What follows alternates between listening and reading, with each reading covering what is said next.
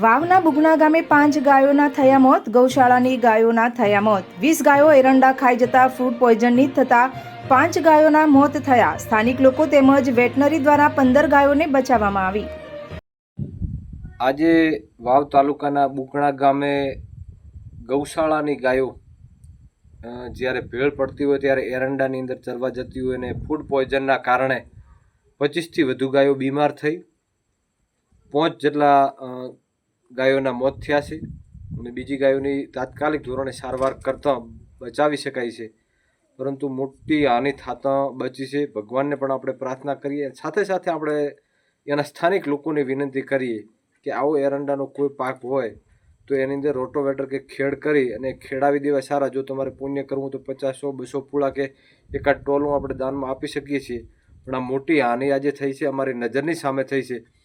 અને રોડ ઉપર ચાલતી ગાયો ટપોટપ પડતી હતી અને ડૉક્ટર આવ્યા અને તાત્કાલિક ધોરણે બંને ડૉક્ટરો સારવાર ચાલુ કરી.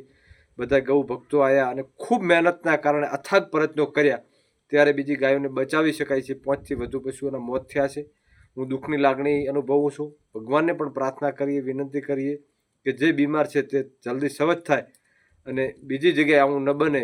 એના માટે લોકોને આપણે સાથે સાથે જાગૃત કરીએ છીએ અને વિનંતી કરીએ છીએ કે આવો એરંડાનો પાક હોય એની અંદર રોટોવેટર જેવું રાખી અને જલ્દી એને પૂરા કરી દેવામાં આવે.